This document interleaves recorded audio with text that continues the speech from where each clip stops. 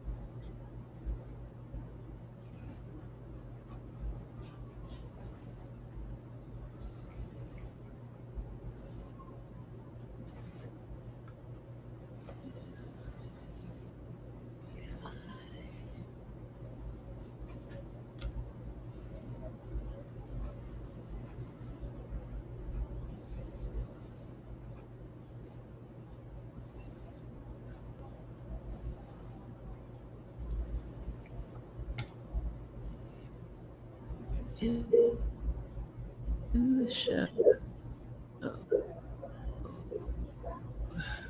See, okay, we're live.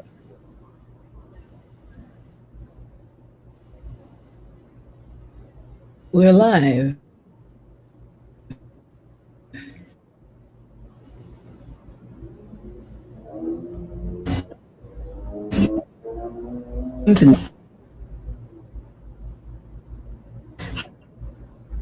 Center for Christianity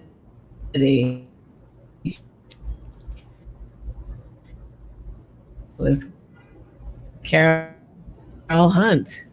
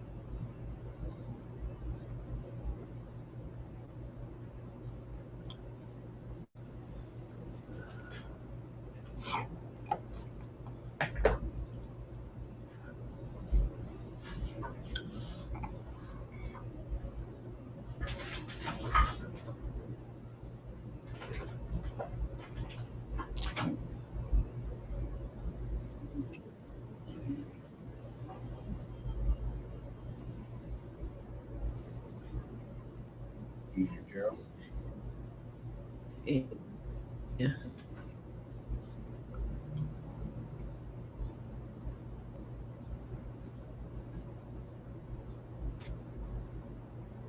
Ah, yeah.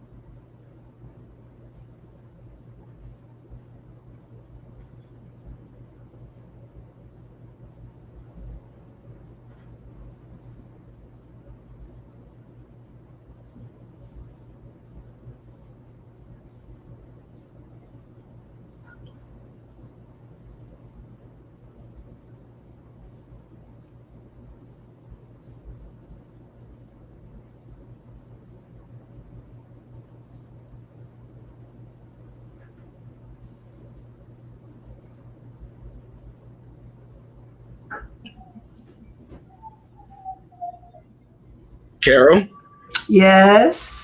we're ready to start. Wonderful. Welcome, everyone. Welcome to Unity in Harlem service for today, June 28th, 2020. Part of my opening comments are my increasing awareness about the symbology as well as the scientific, practical urging of wearing a mask. And you might have remembered earlier, I had said I could see no way for me to stand and speak with a mask or ask people to sit in front of me with a mask on. Not much has changed with that. However, it has brought me into a space of thinking about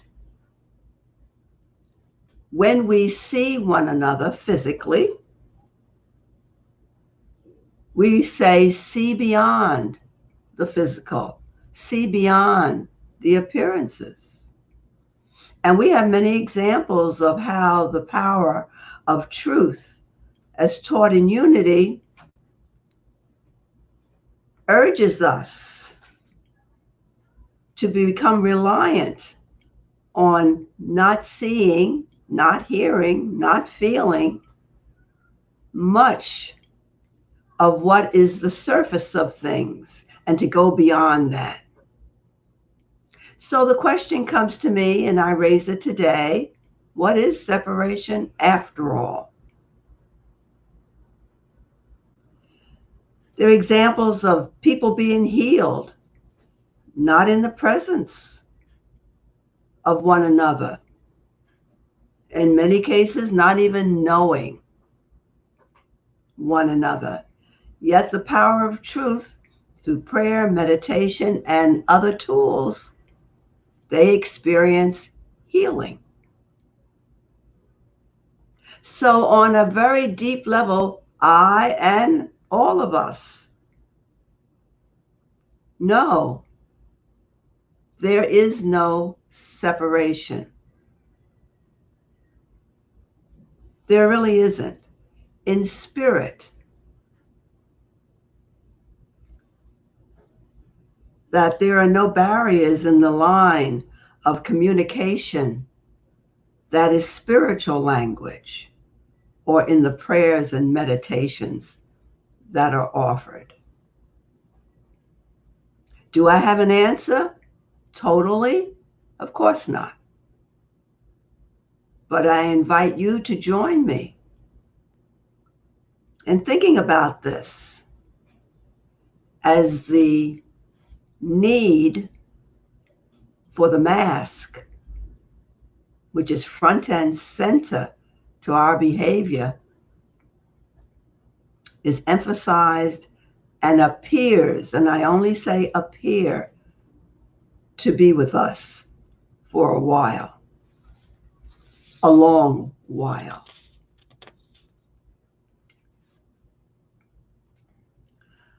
So welcome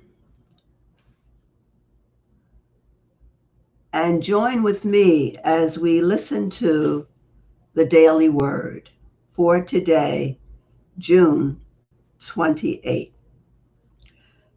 The word is will, one of our attributes.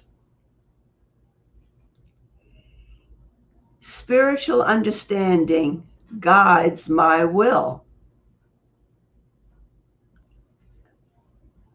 Each day I use my will to make decisions, big and small, that affect the quality and direction of my life. Through the use of my human will, I may make choices out of fear or a sense of lack, or I may be driven by my desire for convenience, comfort, or the pleasures of the moment. The use of my spiritual will, however, directs my choices toward a greater awareness of my divine nature. As I grow spiritually, I use my will to shine my Christ light even more brightly.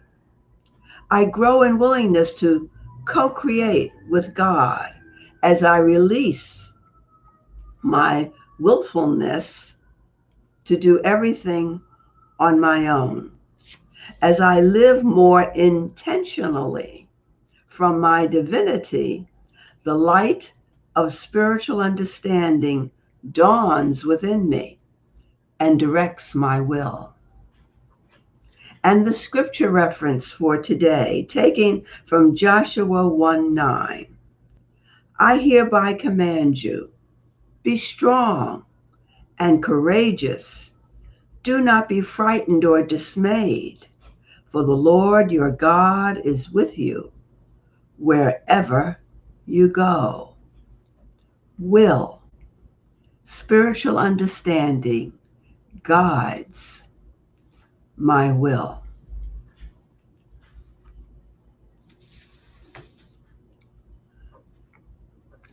And Bob now will lead us in the affirmation.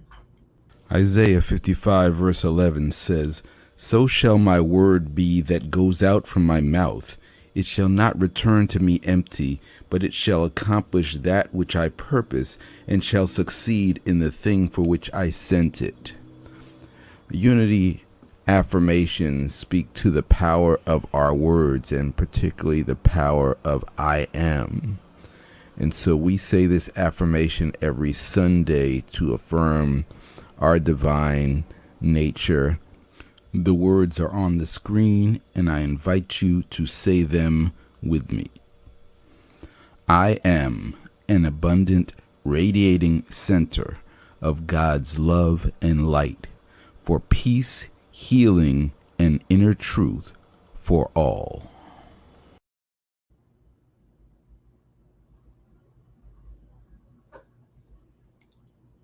Marie will prepare us with music for our meditation.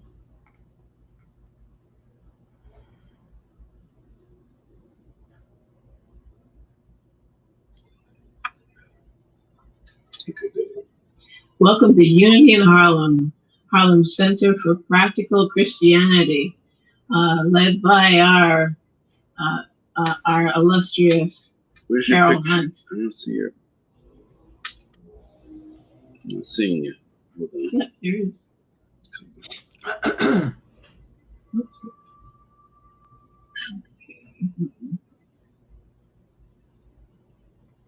Came back.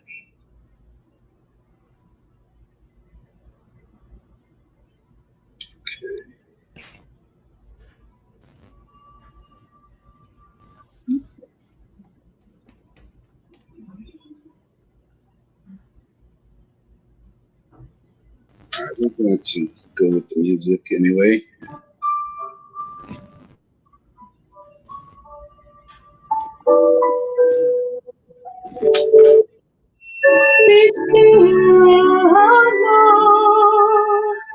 And all is divine. Be still, Lord. The Lord is divine. Be still, Lord. The Lord is divine.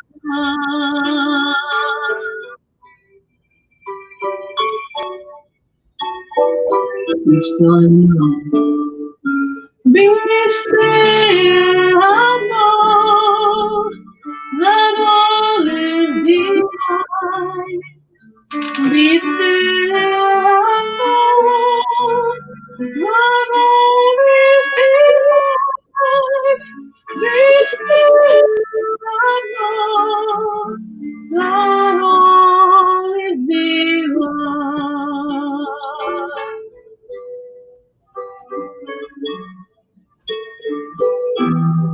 So know it all is mine. Be still and know that all is divine. Be still, I know, not always behind. Be still, I know, not always behind.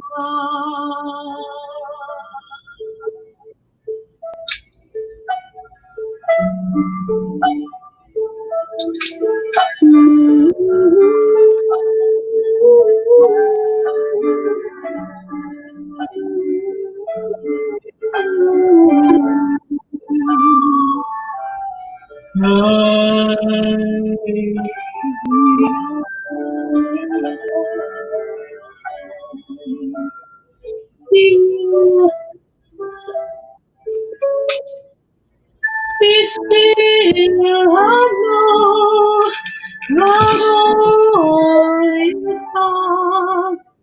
Be still, not always thought. Be still, I know, not always gone.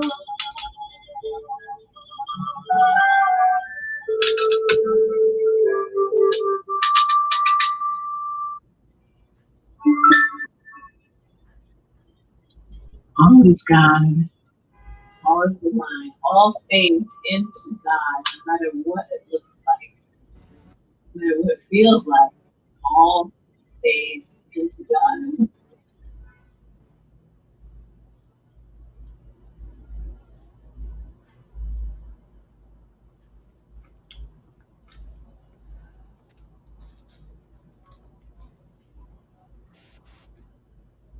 Thank you, Marie.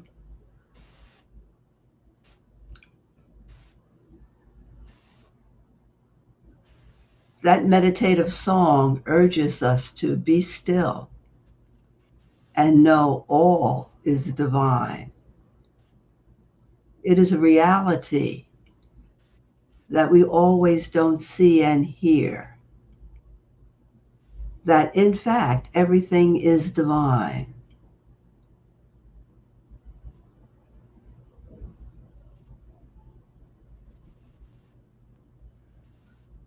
We can, in our quiet,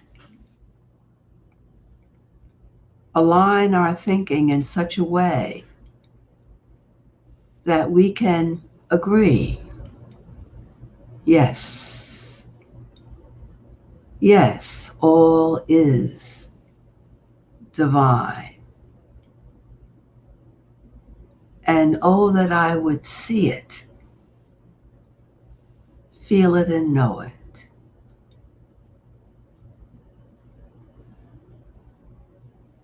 As we settle in to our seats,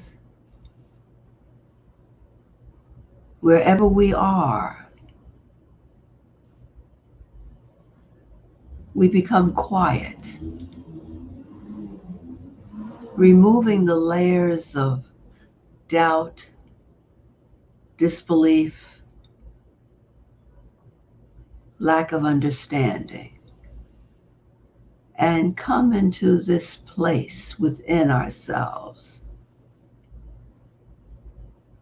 that is divine. Let us breathe in and then exhale. Breathe in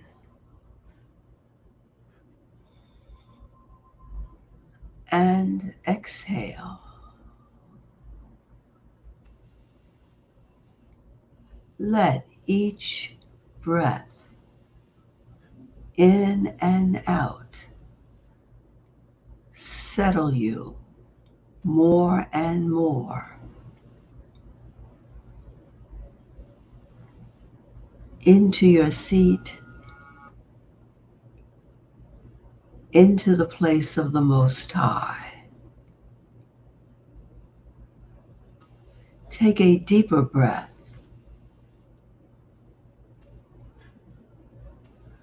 and exhale more slowly.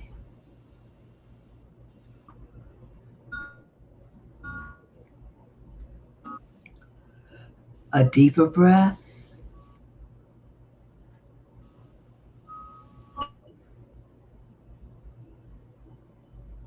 Exhale slowly. Feel the breath flowing through your body temple,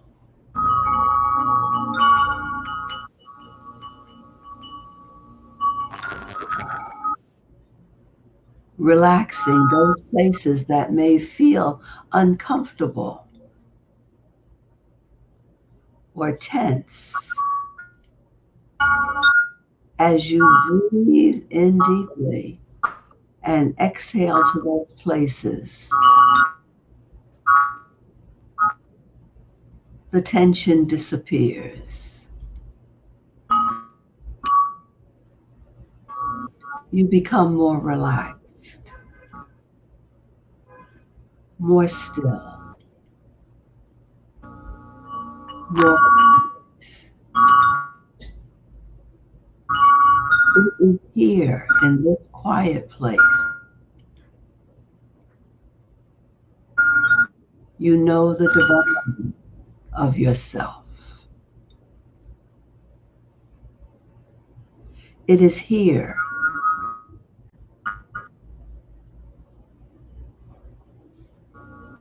you quietly seek out the dimension in you that is all perfection,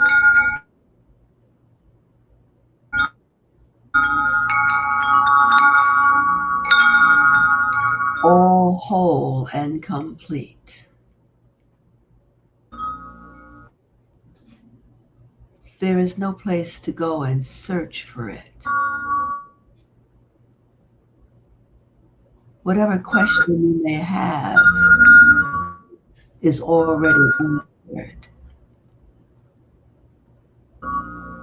Whatever place you want to go to, the steps are already before you.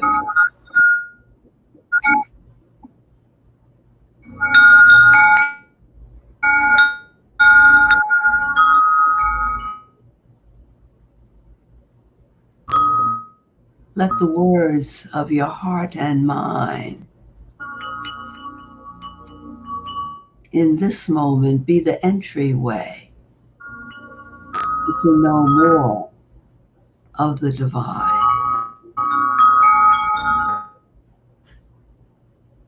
I am still. I am quiet. I am at center. I release and let go. And I am open, receptive to the inner voice right now.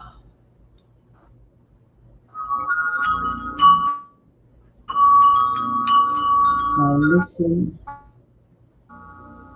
I listen. And I hear. Come up higher. Come up higher.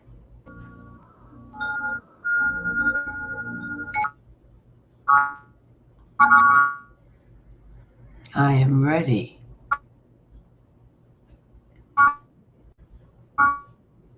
to truly hear the wholeness of who I am, to know divine health flowing through my body now,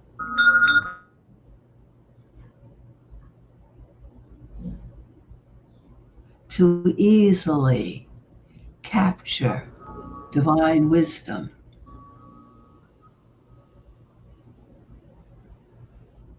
to understand my next step of growth.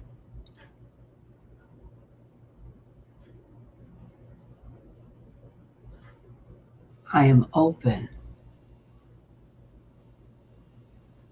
to the elimination of lack in my thinking and life, to know abundance,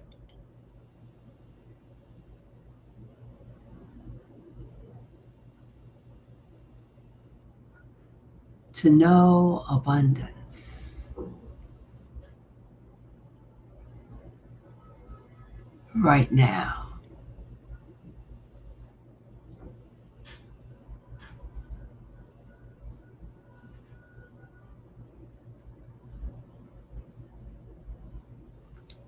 This is the space I am centered in to know my divinity.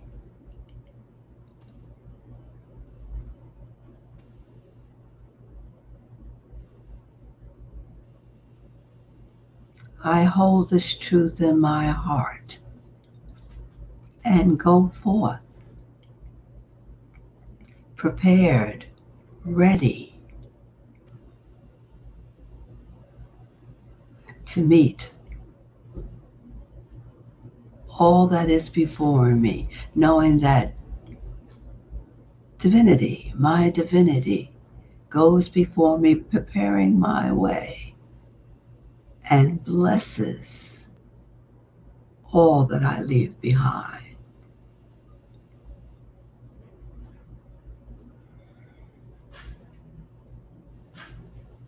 I take a deep breath and release the breath, feeling restored,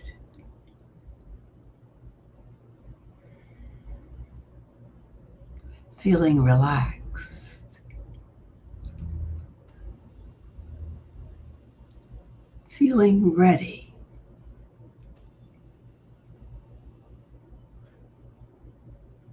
Right now.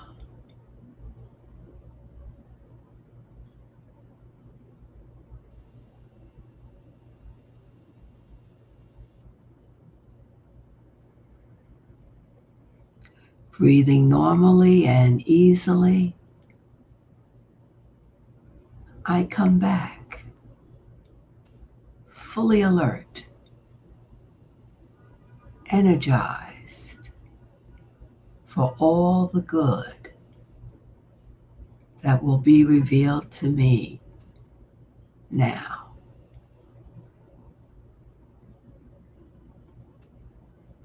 In the consciousness of the Christ mind, we say yes and amen.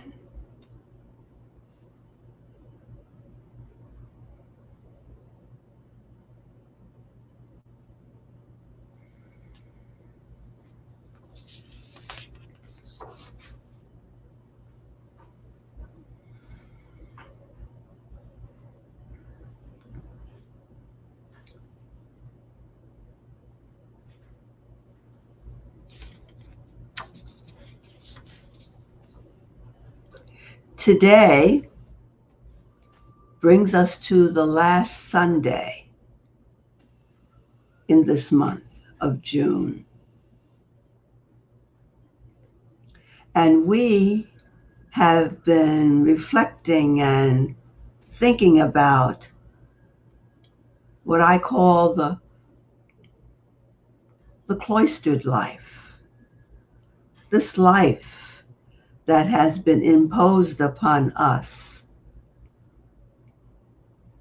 that can bring up so many feelings, but seen from the view or the lens taken from history, our own spiritual awareness, our teachings. The word cloistered can have the meaning, a new meaning for each of us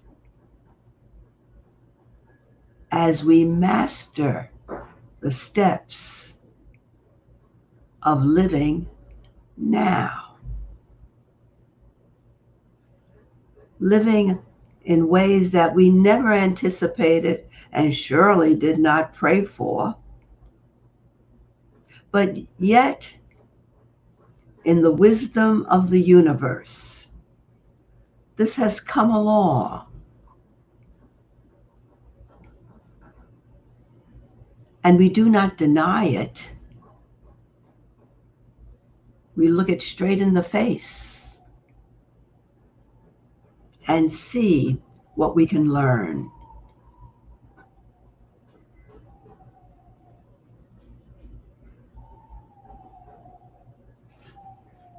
And so we can use this time consciously to reflect on the principles that we live by and attempt to incorporate in our daily life. And at first I thought I'd call this session Living Contemplation. But as I thought about it more, really it is continuing to live the cloistered life in a way that's free of many of the aspects of these days and times that are not just challenging, but sometimes we feel them as negative and not particularly uplifting.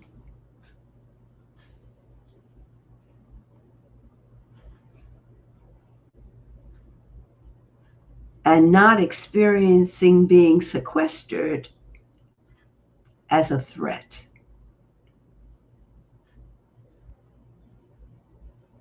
And so we looked at the word cloistered and how it evolved way back when, as men entered lives that were quiet, reflective, separated from the outside world. And we called them monks, hermits, priests, holy men. They lived in monasteries. For women, it was a little bit different. If they didn't have an eye toward the quiet life, and they did not get married because no one asked them, and they happened to live in a family that was wealthy or well off and had a dowry, they were urged to go into what was called then cloisters, the cloistered life. And as we think about it, or at least as I have thought about it, no wonder that women of modern times, in the religious persuasion of that time, who might have had a leaning toward the religious spiritual life being quiet and separate from the outside world, and gained insight about it to offer the world, who could they tell? And these women today are still fighting for their rightful place, equal to men in the spiritually religious, evolved world.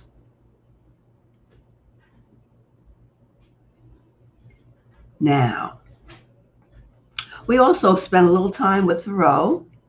He did his own version of the monastic life, found out probably what the men of his time who chose the life already knew. Say, take St. Francis of Assisi. So Thoreau's experience he called an experiment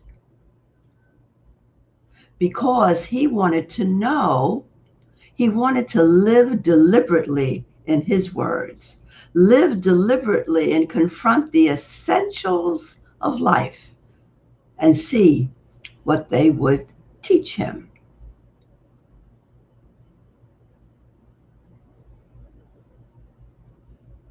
So this brings us exactly where I feel we are today in this great pause.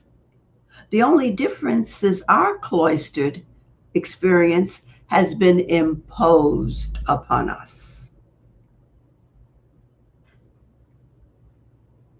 While the men of centuries before, they chose the Spartan life, the contemplative life, or some happened upon it in what they heard, like Tennyson, closer than breathing, nearer than hands and feet.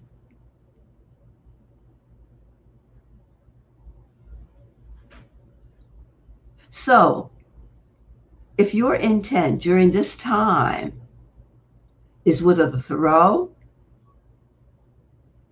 to find out exactly what the essentials of life are all about and what they can teach you, if that's how you have spent your cloistered time, you have discovered living the cloistered life. You have discovered how to go about your living in this mentality, in this understanding, in this symbology.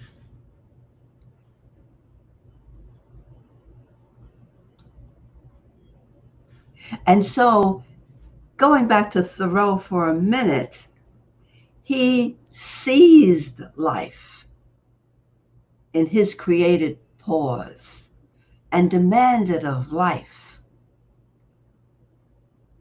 teach me about living, about prosperity, economics, about divinity. And as we think about him and others, let's take a look at the life of Brother Lawrence. He was, he was born in a small town in France in poverty during the 30-Year Wars. He went to war when he became of age. He was injured and he recovered. And he returned back to the war. And this time he was captured and suffered under his capture by those who captured him and had injury, especially to his legs. So it was deemed that he should return home. And he came back home, but he was not happy. And he had an spiritual experience which led him to make a decision to enter a discalced Carmelite monastery.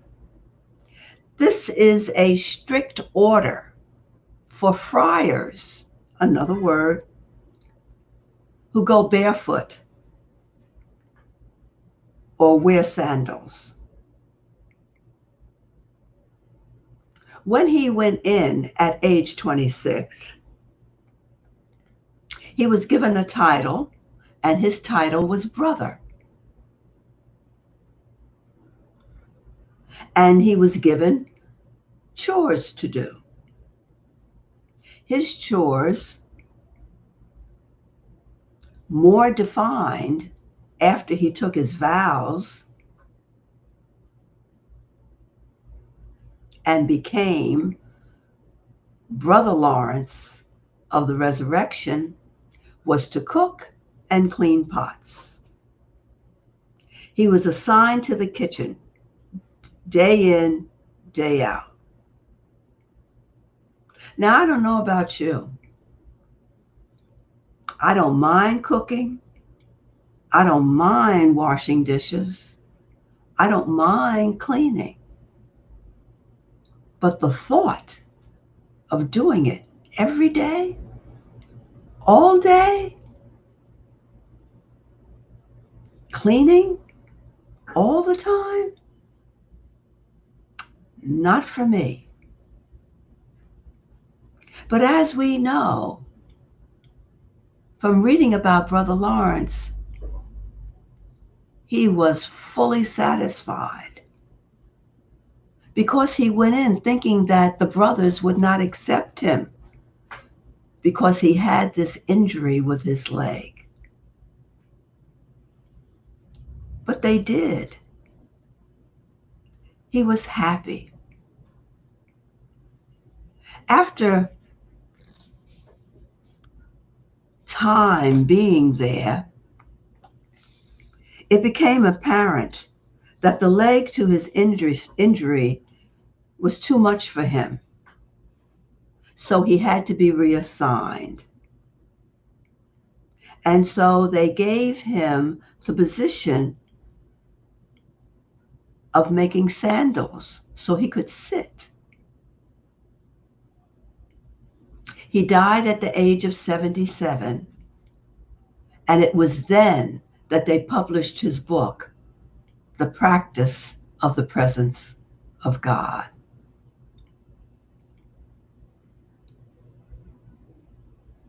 He had a great reputation, especially during those years when he had more contact with his brothers, and also they made those sandals for others as he made the sandals. He had a reputation for experiencing profound peace, and visitors who came to him, they would come to seek guidance from him. He forgot about himself and was willing to lose himself in God and for God. He governed himself by love without interest, meaning no judgment. That's how he was for himself and others. He was open, they said, eliciting confidence. It was someone you could go to and say whatever you wanted to say, and it wouldn't be repeated, telling him everything. A person discovered unusual wisdom and a freedom from him beyond the reach of the ordinary brother. Some of his quotes go like this: "You need not cry very loud. He is nearer to us than we think." Does that sound familiar? We ought not to be weary of doing little things for the love of God, who regards nothing with the greatness of the work, but with the love which with it is performed. And then he suggests a way in prayer and meditation to stay centered. He said one way to recollect the mind easily in the time of prayer and preserve it more for tranquility, I say cloistered contemplation, is not to wander too far. In other times, you should keep it strict in the presence of God, and being accustomed to think of him often, you will find it easy to keep your mind calm in the time of prayer, or at least to recall it from its wandering. In other words, he is saying, as we often do, cultivate in prayer and meditation a moment or time span when you can rid your mind of all the other thoughts that keep rushing in. We call it the monkey mind. And we have ways to suggest to do that. Brother Lawrence's way is that when you're not praying, meditating, Don't spend so much time on the monkey mind. Don't think about those things for such a long time.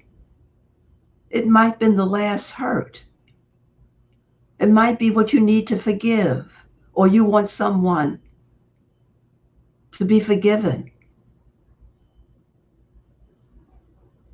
It might be your last angry time or uncertain time, stressful time of why did the stress come about? And you go through the litany of why it was stressful and about my health and going through the litany about the things that bother you about your health. He's saying, when you're not in prayer, yes, you're going to think about him, but don't spend so much time thinking about it. And so that when you come to your prayer time, there's not so much work to be done to quiet the mind.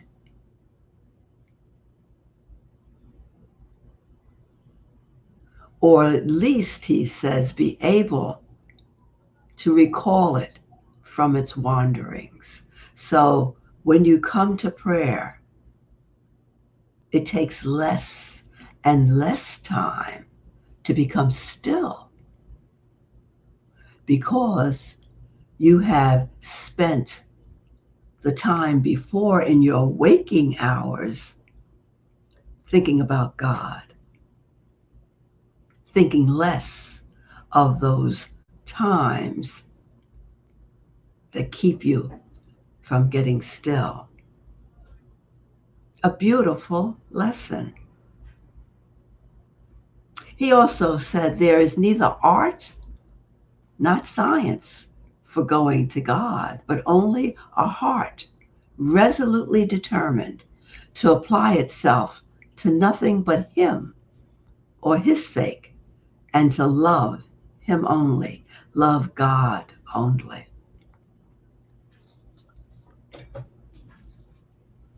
You may think that this examination of Brother Lawrence in the world of the 1600s has nothing to do with our world of 2020.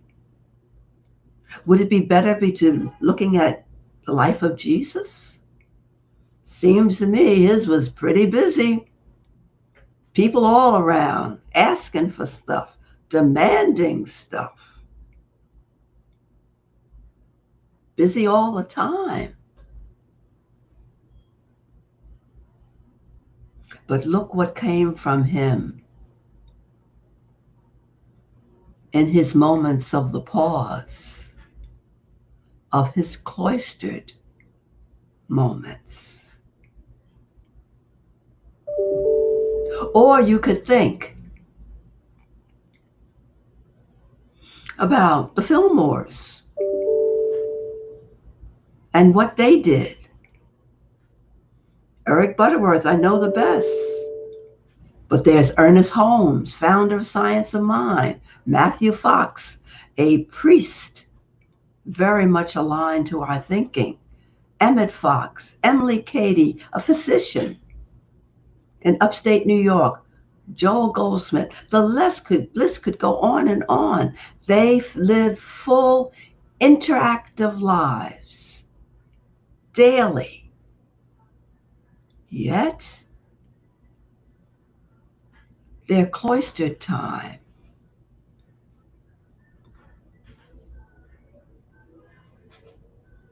the pause that they took, amazing in terms of their lives. My point is, living the cloistered life is not dependent on the pause. It is enhanced by the great pause, not dependent on it. The purpose of the pause is for us to get our attention as truth students, as spiritual beings, to find out in the pause What do you hear? What do you see? What do you feel? What do you taste? What do you touch? In order for you to decide whether or not, am I a Thoreau, a Brother Lawrence, or the others that I have shared, the countless millions that I have not shared, who chooses to live deliberately and confront the essentials in life and learn what they can teach.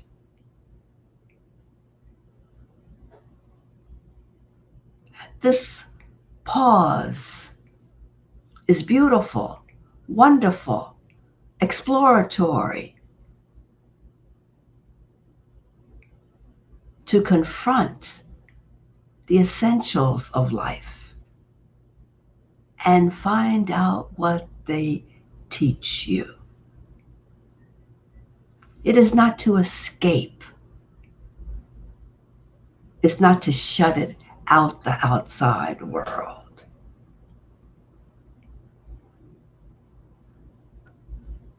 So in confronting the essentials of life in 2020, what has it taught you? What choices can you make?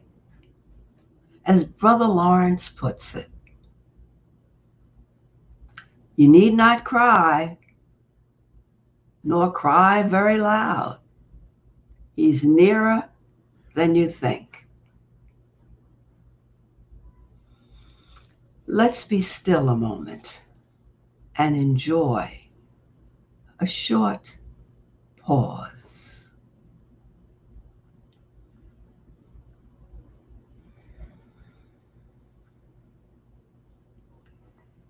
And if there's music, good. If not,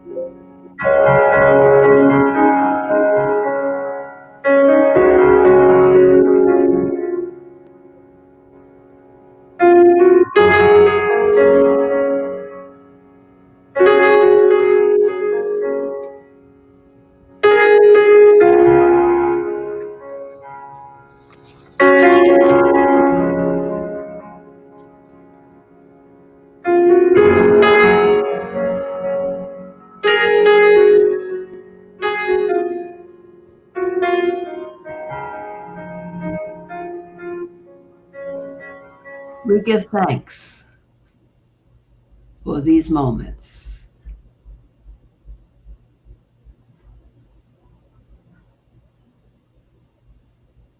And now prepare ourselves for prayer requests and love offering.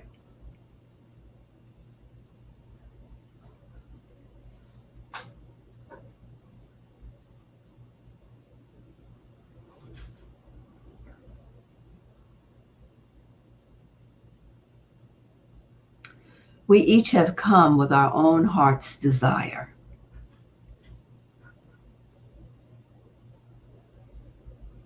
And we see it before us. For seeing it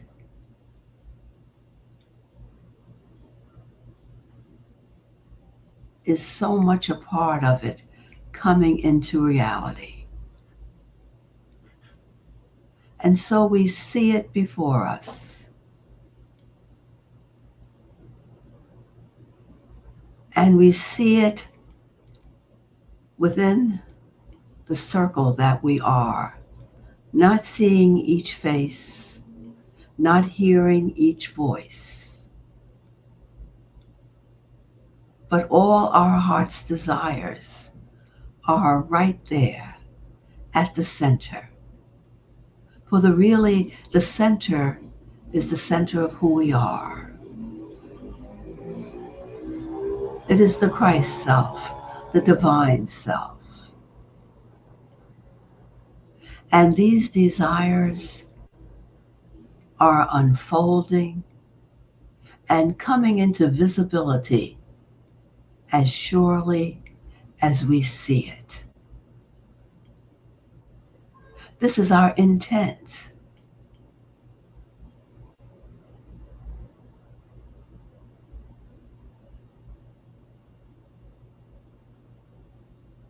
To see it unfolding in the right and perfect way, in the right and perfect time.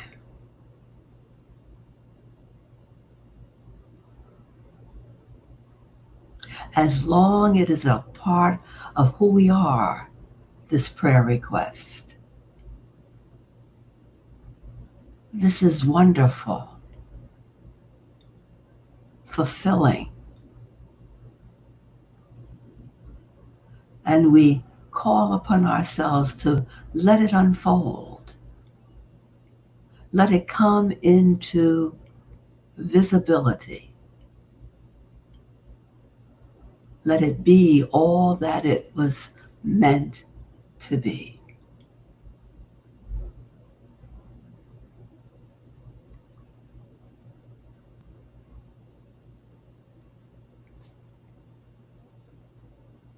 We give thanks for this awareness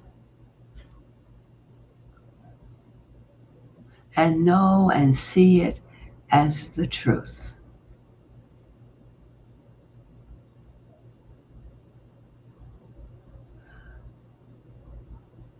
We now give thought in this time of prayer to our desire to give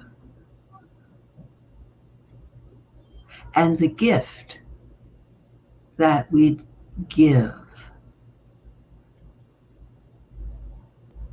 We give easily and gratefully as we see our gift as part of the blessing that flows through us of an abundant universe. There is always enough, more than enough, that flows forth from the center of who we are to bless the work that we are about, to bless the life that we are living, to bless unity in Harlem and all those who come, listen, hear, uplifted.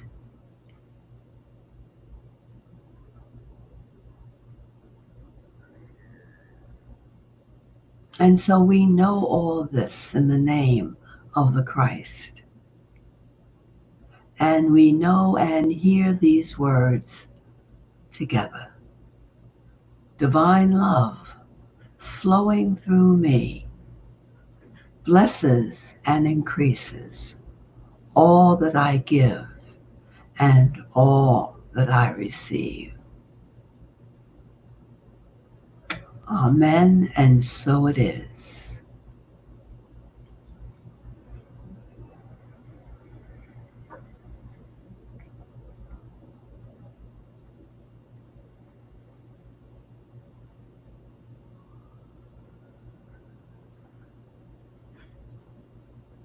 We move now into announcements, and I invite Bob to say what he wants to say, that he may remember that I don't. Our spiritual fitness meditations and teaching tips comes to a close at the end of June, and I believe that's on Tuesday. However, meditations do not end. Starting with the first Monday in July, which is the 6th, and every Monday for the month of July and August, you can dial in to the same number and hear a meditation that is there for the week. I urge you to continue to listen and to share these daily moments to be uplifted. Our Tuesday group continues on Zoom and by phone, and all of that information is on the screen and will continue through the month of July. On Fridays, our newly instituted meditation and healing circle from 6 to 7 p.m. had a wonderful experience this past Friday, and I look forward to our Friday coming, and I urge anybody and anyone you know to set aside an hour and join Unity in Harlem for prayer, not only for themselves, which they can request, but prayer for the world and the time that we are living in. Each person is allowed to, or is urged to make your request. And then we are quiet and a prayer is offered. An affirmative prayer is offered for your request. And each one of us takes a turn. So I urge you to join us. We had more this past Friday than the Friday before, and I would hope we'll have even more coming this Friday. And I would like to say one other thing. I have been talking about an opportunity for individuals who are interested to be a volunteer through Unity in Harlem. And I will be offering training to be a volunteer the month of August on Sundays before our service. And so the timing will be before our half-hour time to come together just for sharing, and you'll hear more about it. I suspect it will be just the 5 Sundays. You will be volunteering to be a part of our outreach to those who do not attend, and for now I'm saying on a regular basis, by Zoom or by phone, but yet are very much a part of our Unity family.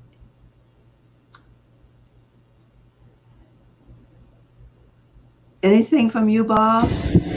No, I think you just about covered it. Okay. So Maria will come forward now. Come Mm-hmm. forward. Will join us with Mm-hmm. our song, Blessed Always. Okay.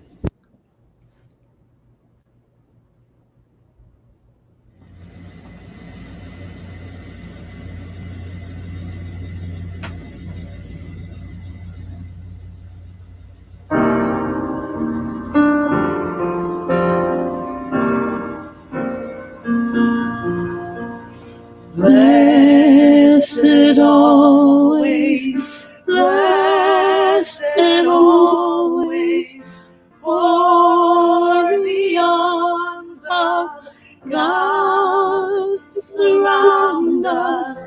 Let our joy be so triumphant that we rest in God and say Amen. Blessed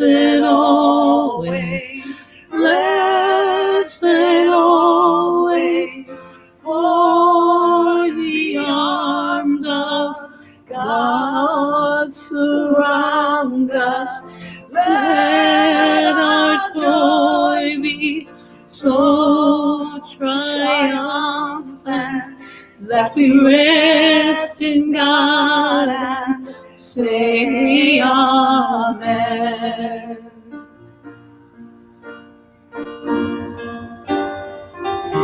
Just breathe and feel a loving presence surrounding you, fulfilling you, bringing peace.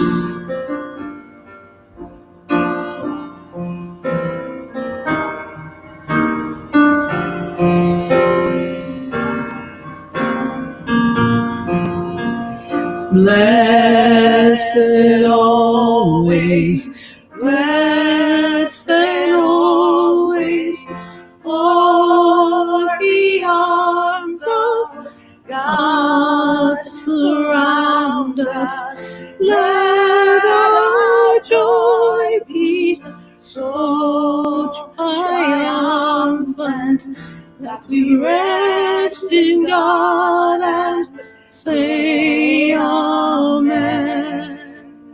Let our joy be so triumphant, that we rest in God and say Amen. Rest in God and say Amen.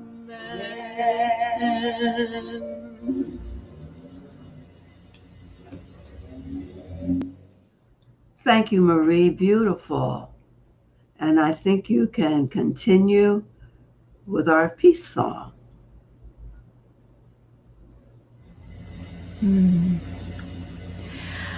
Let there be peace on earth, and let it begin with me.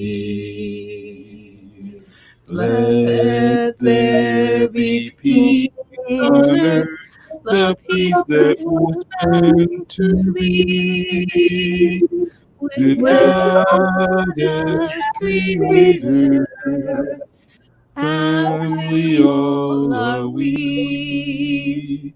Let us walk with each other in perfect harmony.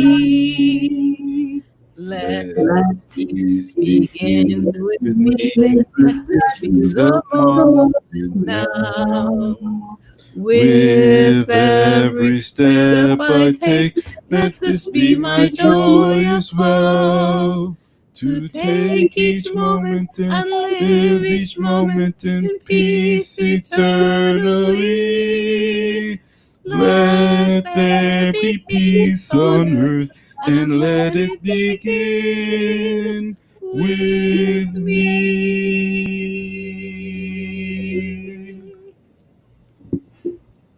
And of course, before we go, we will also have our prayer of protection. The light of God surrounds us. The love of God enfolds us. The power of God protects us. The presence of God watches over us. Wherever we are, God is, and all is well. Thank you, everybody, for joining us today.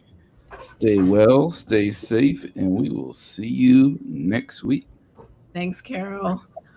Carol Hunt, Unity in Harlem.